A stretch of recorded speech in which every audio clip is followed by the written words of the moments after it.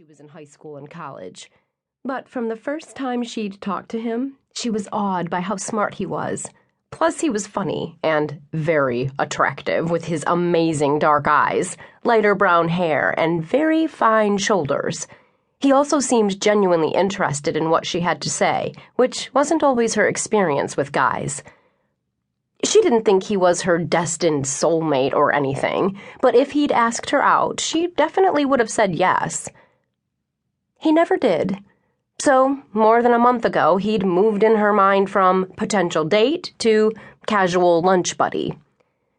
Still reveling in her trivia victory, Zoe picked up her fork to finish her salad. "How did your history midterm go?" Adam asked after finishing off the last of his sandwich. She nodded until she swallowed her bite. "It was fine, I think. I didn't do great, but I'm pretty sure I passed." She'd been working at the department store since she was a freshman in college in order to make some extra money to buy the clothes and shoes she wanted. A few months ago, the store had wanted to promote her. She hadn't yet graduated, but after long conversations with her parents and her friends, she'd decided to take the job with its longer hours and finish college part-time. She actually liked working retail. She loved designer clothes. Loved them, and she was really good at working with customers and keeping her department running smoothly. It was a good job, and there was a lot of potential for her to advance in the store chain. She hadn't lived on campus since her freshman year, so her social life wasn't affected by the transition. She didn't mind taking classes in the evening, but she didn't always study as much as she should.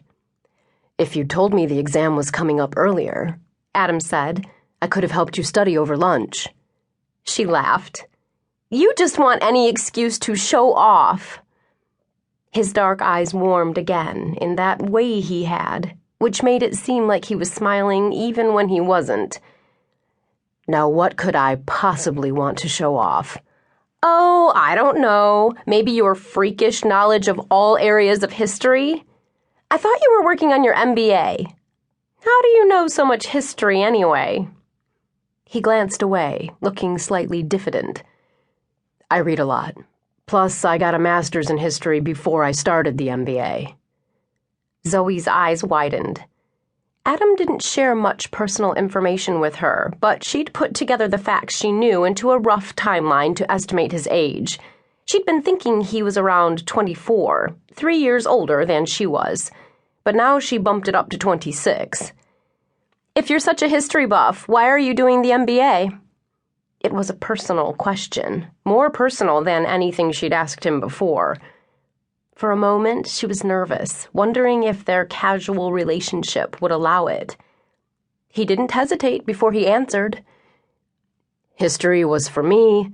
The MBA is for my family." "Oh, that's a pretty big thing to do, just because your family wants you to." "Yeah, I guess. My dad always wanted me to do it. He died a couple of years ago, so I thought..." He trailed off, but Zoe understood anyway. He'd gone against his family's wishes by going into history, and the MBA was a gesture of loyalty now that his father was dead. For some reason, it touched her, that Adam loved his family so much. For the first time, she looked at him with something more than amusement and interest, with something deeper. "What does your mom think?" she asked, hoping she wasn't intruding on his privacy, but wanting to know more. "She died too. Same time as my dad." When she gasped, he added an explanation. "It was a boating accident." Details clicked in Zoe's mind then.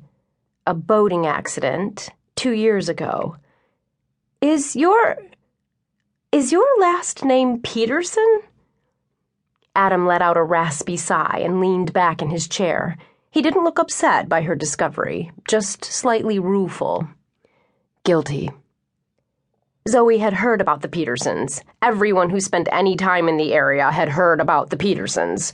They were a kind of first family for the city, with a long history in business development and local politics.